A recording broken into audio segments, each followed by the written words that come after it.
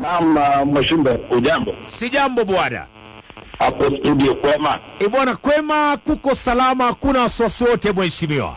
Nashukuru Mungu, asante kwa wasikilizaji kwa kuchukua muda wao kunisikiliza kwa studio hii. Hivi uko ndani ya Capital City ama uko upande wa boda ya Kenya na Tanzania Kuria kule? Kwa sasa niko ndani ya Nairobi hapa Capital, ingawaje nyumbani ni katika boda hiyo uliyotaja. Ndio. Ndio. Mheshimiwa, kila mtu kwa hivi sasa yuko na mapendekezo yake, yuko na lalama zake ambao angelipenda zikuwe included katika ripoti ya BBI. Je, mapendekezo yenu ni gani mheshimiwa? Kwanza naomba nimshukuru Mungu kwa sababu ya nafasi hii. Karibu. Sio kila siku ambapo jamii ndogo zinapata nafasi ya kuzungumza na taifa. Kwa namna hiyo nasema asante. Karibu mheshimiwa. Ukweli ulioko ni kwamba rais alipokutana na prime minister ambaye ameondoka, ikapendekezwa kwamba katiba iangaliwe ili Kenya iendelee kuwa na inclusivity na iweze kuwa more cohesive na iweze kuwafikia watu wengi kwa namna ambayo watajihisi wako ndani ya Kenya na katiba inawaangalia.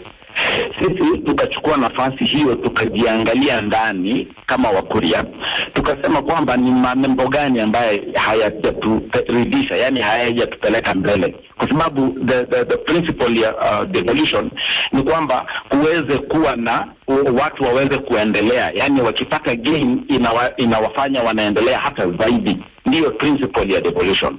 Lakini tukaangalia katika swala zima la katiba 2010, tukakuta kwamba pamoja na kwamba kuna maneno mengine yanatugusagusa, lakini sisi kama jamii ndogo hususan Kuria, na ninaamini kwamba na wengine kama Teso, Sabaot na wale ambao ni Chamus na wengineo, tukagundua kwamba devolution imekuja ndio 2010, lakini badala ya kutupatia mafanikio, yani kutuongezea gains kwa Kiingereza, ikawa imetufanyia minus, inatuondoa yale mambo ambayo tulikuwa kama tumeonekana kama tumeyafaulu.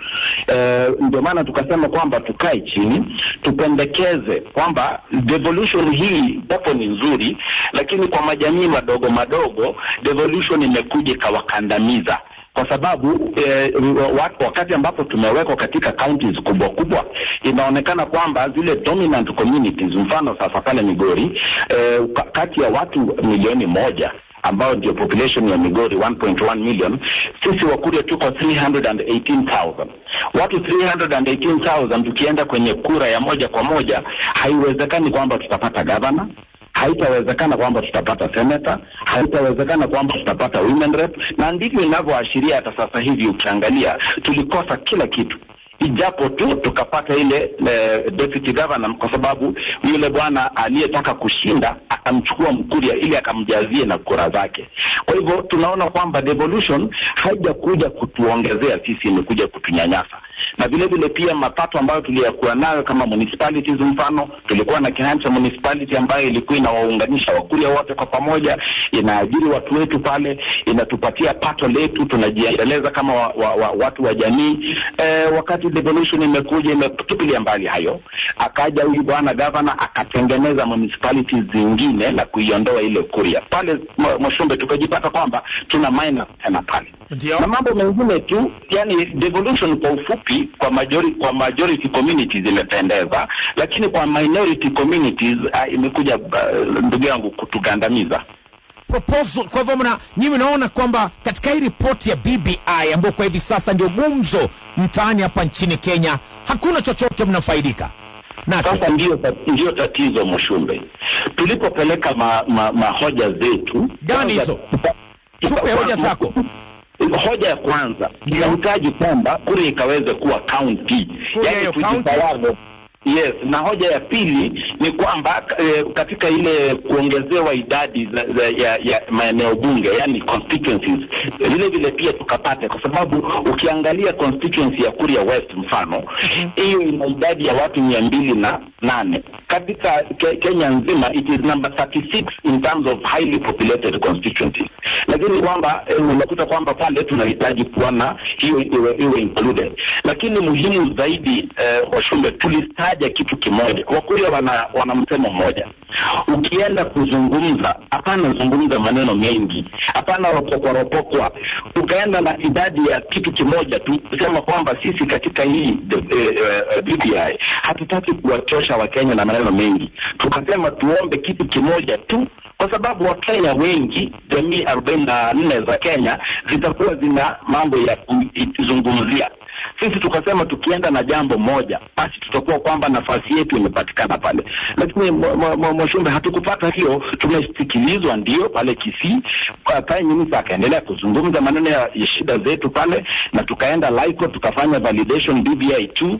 Lakini wakati report hii imetoka juzi Bomas, tukiangalia tunakuta kwamba kabisa ya tulioyazungumzia yamelengwa kabisa, yani yametupiliwa mbali, yamewekwa kando, na tukaonekana ni kama hata hatukupendekeza chochote sisi. Labda kwa hivi sasa ni pamoja na pia communities zingine ndogo. Labda kwa hivi sasa Mheshimiwa Maro, Mkenya atajiuliza aje? Je, mnataka tu kaunti ya Wakuria peke yake? Si tutakuwa tunaelekea upande wa kikabila ama ni vipi jamani? Good example. Taita Taveta County iko na Wataita, iko na Wataveta na iko na Wasagala na kuna Wakamba pale ndani. Maybe pia upande ule pia watasema Wataveta, watasema pia sisi tunataka kaunti yetu. Tukienda hivyo uone kwamba itakuwa tunaelekea sana direction ya kikabila. Mwashumbe, hapo nitatofautiana na wewe. Ndio. Kitu cha kwanza, makabila makubwa ambao sasa tukitaka kuwa correct tunasema communities, wao wakiwa na shida wanataka itatuliwe, basi inaonekana kwamba wana haki ya kusikilizwa. Lakini makabila madogo tukizungumza tunaambiwa mbona mnaelekea kwa ukabila. Mwashumbe, hiyo sio kweli. Yani ni kwamba hata ukiangalia Taita Taveta na hayo uliowataja, itaashiria kwamba tamaduni zao na lugha yao huenda ikawa sio mbali sana. Yani unakuta kwamba huenda wako kama ni Bantus, basi watakuwa ni Bantus, lakini wana labda ile kutofautiana kidogo tu kwa lugha, na vile vile culture zao zitakuwa sio mbali sana. Sisi hebu angalia ndugu yangu, sisi ni pastoralists, na vile vile pia sisi ni wakulima, na vile vile sisi ni Bantus. Katika eneo ambalo tuko tunazingirwa na watu ambao ni jamii ya Nilotes, ambao vile vile pia na wao ni watu wa kutega samaki. So ukiangalia pale unakuta kwamba cultures zetu na cultures zao zitakuwa zipo mbali, lugha hizo haziambatani, yani practices zetu haziko karibu hata kidogo. Na mimi sizungumzi tu out of nowhere, ninazungumza nikiangazia katiba ambaye katika chapter 11 inasema kwamba baadhi ya objects za principles of devolution ni kwamba to recognize the right of communities to manage their own affairs and further their development. So utakuta pale katiba tayari inaturuhusu kueducate kwamba tupate kaunti hiyo, to protect and promote the interests and rights of minorities and marginalized communities. Hiyo ni katiba ndugu yangu, sio mimi. To promote social and economic development and position of proximate easy accessible services throughout Kenya. Hayo yote naye yataja pamoja na mengine sisi hatuyapati pale katika Migori County. Na kwa maana hiyo tunasema kwa sababu madam constitution inaturuhusu tuweze kuwa na mazungumzo kwa eneo hilo, basi inapendeza. Sio ukabila. Makabila makubwa, mfano ukiangalia makabila makubwa matano wamekuwa na shida, wao wakasema inclusivity kwao ni kuweka president na deputy president, prime minister na madeputy wake wawili. Sasa unakuta kwamba wao wamejipanga na kutatua matatizo yao ambaye kwa wanaona ni shida. Lakini sisi ambao ni kabila ndogo hatutaki kuwa president, hatutaki kuwa prime minister, wala hatutaki kuwa madeputy na hao, kwa sababu hawatutapata. Lakini tuna uwezo na katiba inaturuhusu tukaweza tukawa county, wakati magavana wengine wanapokaa katika nchi hii, na sisi mkuu akae pale, maseneta wakikaa na mkuu akae pale, kwa sababu wewe unamtarajia gavana ambaye anatoka jamii tofauti kabisa, hatuelewi, aje kuzungumza mambo yetu. Mwashumbe, atatuelewa? Kwa hivyo kulingana na wewe mheshimiwa, kulingana nao unaona kwamba hii BBI inashughulikia tu inashughulikia kabila zile kubwa peke yake? Ndivyo itakavyoonekana, kwa sababu itakuwaje kwamba kwa sababu kabila kubwa lina uwezo la kuandamana Nairobi na kuisimamisha, basi wanapata wanachotaka. Ndio. Wale ambao sisi hatuna uwezo huo, hata vigoli yenyewe hatuwezi kuisimamisha, hatusikilizwi. Mimi naona kwamba inatatua matatizo ya wale ambao ni jamii wakubwa, na then vile vile unakuta kwamba wao ndio wana nyadhifa za juu. Sasa wakishazungumza mambo hayo ya devolution, ya BBI, wakishafikia yale ya kwao, wanasema sasa tumefunga mlango.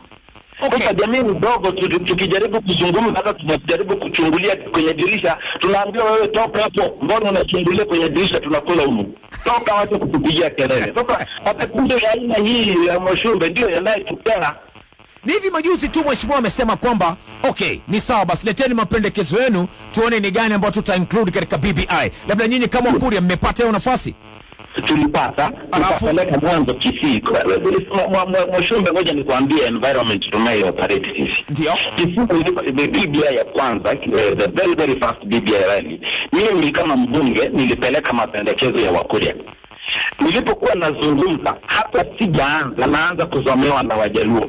Unajiuliza hao watu wao wameambiwa wapeane ya kwao, mimi napeana ya kwangu kutokana na mambo ambayo nimetumwa. Mbona wananizomea? BBI hii ni kubwa, mimi nikipeana hata kama ni sehemu ndogo ya maoni, basi wasikilize. Tukatoka hapo kwenda kwenye uwanja, hawakututaja hata kama tumekuwepo. Ripoti ile ambayo ilikuwa inatoka ya Nyanza kwamba nchi nzima ikaweza kujua, hata hatukutajwa. Tunatajwa tu kwamba tulikuwepo. Kwa nini sasa kizungumza anasema kwamba Wakuria pia walikuja, wana shida nyingi Migori na tutazitatua. Anasema kwa maneno na kwa speech zake anaonekana mtu nationalist, lakini katika maandishi hatuonekani popote. Haya, tukakuja like BBI 2 tukapeana, na wao wakasema katika presentations za minority communities hawa Wakuria mbona wamekibeba kikombe hiki. Basi tukafikiri kwamba tumependeza pale na mambo yetu yataangaliwa. Lakini Mwashumbe, iliposomwa bomu juzi na tukaona nakala ambazo zimetoka, hata kumention jina Kuria ikawa ni shida. Mimi nashangaa mahali ambapo tuliona minorities nikaona wameandika ati Wasuba na wao wamelalamika nataka account. Wewe Mwashumbe, wewe umewahi kumsikia Msuba akilalamika? Na huyu Msuba huyu ni mtu wako busy, anampenda mwenzake na anakuzaa watoto wa Kijaluo, yeye hana shida. Lakini sisi tulikuwa wazi kabisa na tukasema kwamba tungependa kuwa distinct, lakini wakaweka mfano ya watu wengine ambao hata hawakulalamika. Kwa hivyo sisi tunaona kwamba tunachukuliwa tu hivi hivi. Mheshimiwa, state question to, do you think that BBI is adopted? Unafikiria kwamba kuna vile imefanywa ukarabati tu, hakuna mapendekezo yoyote ambayo yako pale ndani ya Kikuria? Do you think that is adopted? Mimi nafikiri hivi. Ndio. Principles hawa wawili wanawezekana kwamba walikuwa na malengo mazuri. Hiyo sio, it is not in doubt. Kulingana na sehina wakati ule ilikuwa ni haja ilikuwa kwamba tuzungumze tuwe na kitu ambacho kinaweza kutuunganisha kama Wakenya, kwa sababu tulikuwa tumegawanyika kabisa. Kwa hivyo inawezekana katika zile 9 points zile, mimi ninahisi labda point 2 ndizo zilikuwa za muhimu kwa wao, ambazo ni hizo za kuongeza executive power na vile ile ambayo wanazungumzia kwamba inclusivity. Mimi nafikiri hizo ndizo zilikuwa hoja muhimu kwa wao. Hizi zingine zote 7 walizoziweka, mimi nafikiri ni ile kurembesha tu picha ikaonekana nzuri. Why do I say that? Ni kwa sababu Mwashumbe, tumesema Wakenya wasiseme kwamba itakuwa na gharama. Haina gharama. Tunasema kwamba ile fedha ambayo inakuja Migori County ambayo ni 8.5 billion kila mwaka. Ndio. Sisi kwa sababu tuko 30% ya Migori County katika population, tunasema tukikatiwa county yetu ya Kuria tuko watu 318,000, alafu tupewe prorata 30% ya hiyo revenue ya 8.5 billion, hiyo ilikuwa kwamba tumepata 2.5 billion. Ukiangalia katika revenue ambazo zinapewa county zingine, Elgeyo Marakwet, Lamu, Tharaka Nithi na zingine zinapata bilioni 3. Kwa hivyo sisi tukipata bilioni zetu 2.5, hiyo nyingine nusu iliyobaki tutacollect internal revenue na tutajiendeleza. Tutakuwa na self rule yetu na tutajiactualize kama wananchi na kama jamii. Kwa hivyo sisi kitu kimoja tu, na mimi nawashangaa watu wengine wanatushtumu, sisi tulipeleka hoja moja tu. Mbona inakuwa na uchungu sana kuitekeleza hiyo moja, na wao wamekuja na mahoja mengi? Unakuta huyu anazungumzia hii anaongezea nyingine na nyingine na nyingine. Sisi tunasema tuna hoja moja tu. Sasa tukiangaliwa na Kenya iwe better, kuna shida gani? Haya, number 47 counties, Mwashumbe. It is not magical. Sisi tunasema kwamba the number 47 was not scientific. Kenya ilikuwa misruled na wakoloni. Wakoloni wakatugawa jinsi walivyopenda wao, ili ikawa rahisi kwao kutugovern ama misgovern. Lakini sasa angalia, tumepata uhuru. Badala ya sisi kufanya constructs zetu ili tujipatie maeneo ambayo yanatugovern vizuri, sisi tukaendeleza ule ubepari tu wa wakoloni. Katika Nyanza tukawa tuko na North Kavirondo na South Kavirondo. South Kavirondo ikawa ni sisi wa Kuria, wa Kisii na Wajaluo. Lakini baada ya muda wa Kisii wakasema Wajaluo ni very domineering, wakasema sisi tunataka tuondolewe, wakaondolewa, wakawa Kisii na Homa Bay district. Baadaye ikawa ni Kisii na Nyamira. Ikaja tena chini kidogo, tukawa sasa sisi tuko katika Homa Bay. Obviously tukakuwa dominated kama Wakuria. Baadaye tukajitate, Moi akatupatia 1990 akafanya Migori County District. Tukarudishia tena na Migori pale. Baadaye Moi 92 akatupatia district 92. Na pale 92 tukawa sasa tuko Wakuria district yetu. Hapo ndio Mkuria aliendelea ajabu.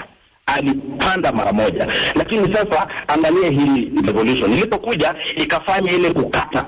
Kilifi wakasema 74 counties zitakuwepo.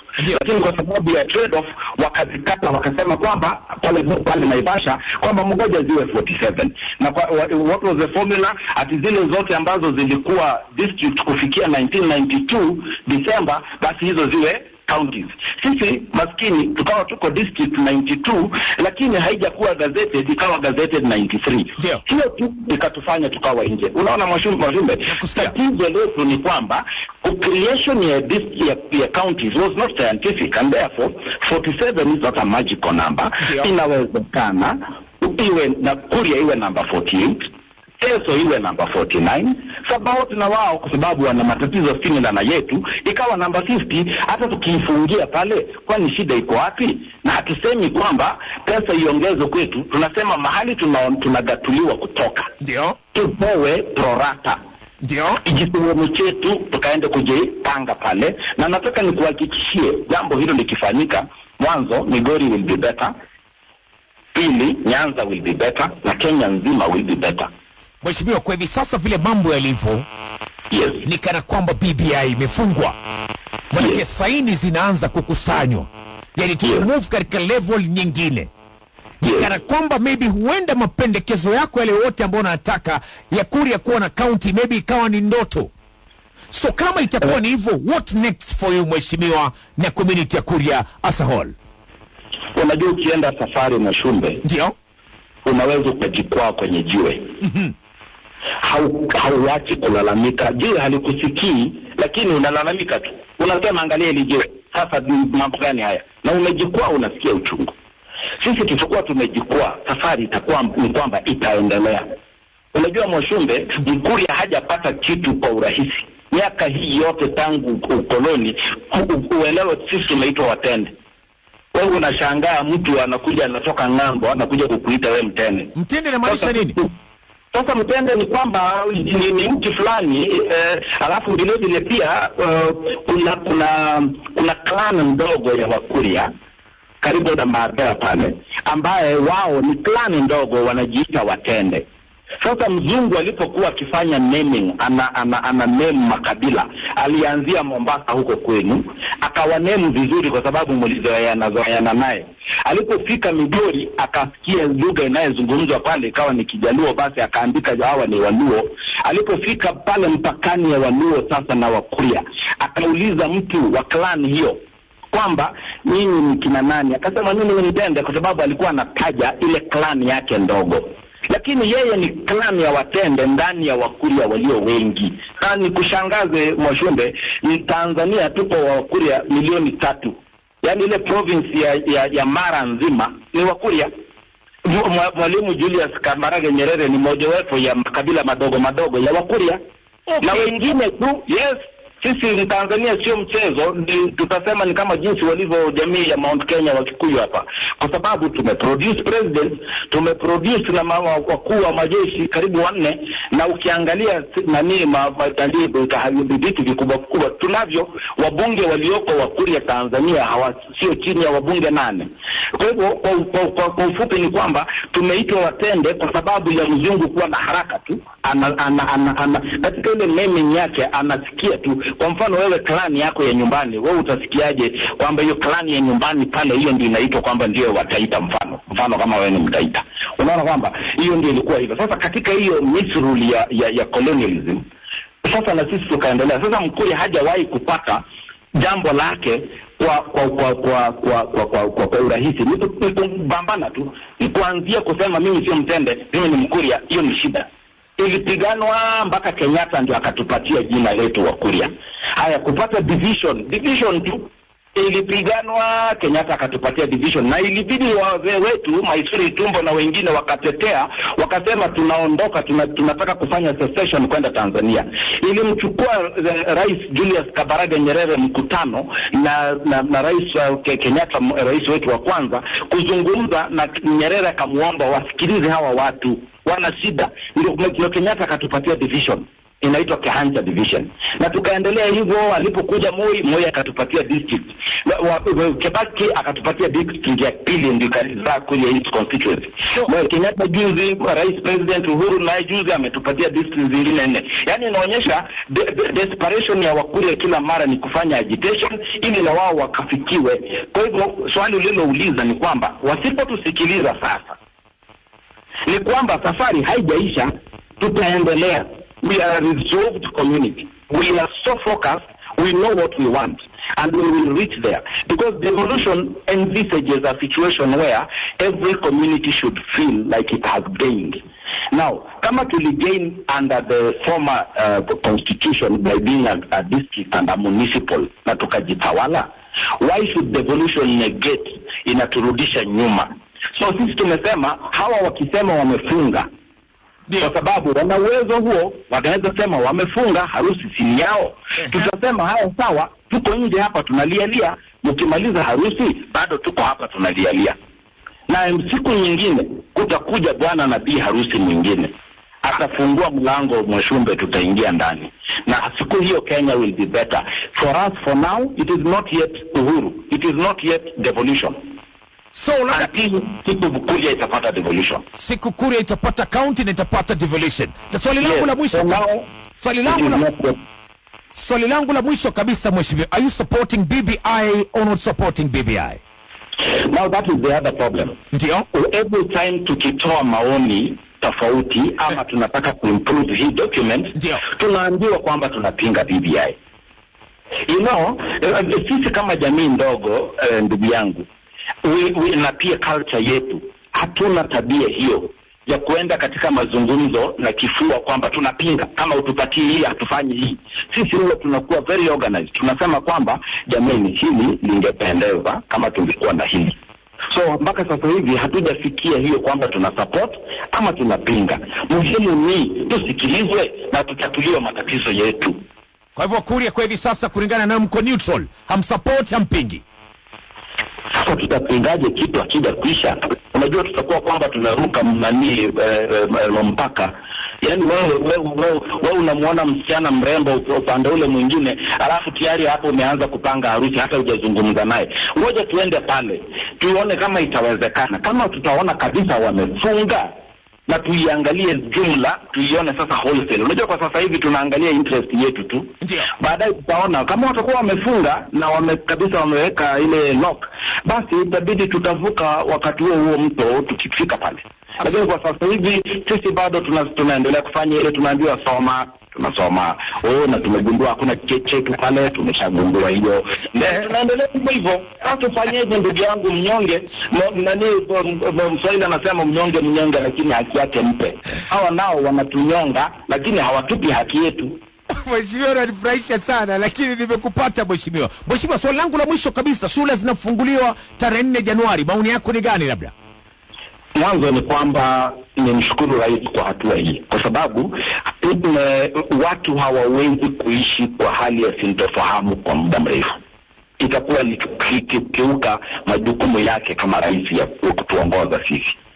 Ninaamini kwamba amepata intelligence ya kutosha, ameshauriana na nchi zingine, ameangalia mambo haya kwa upana. Kwa hivyo mimi, maoni yangu ni tuendelee na maisha kwa mfumo mpya huu wa corona. Watoto wetu warudi shuleni.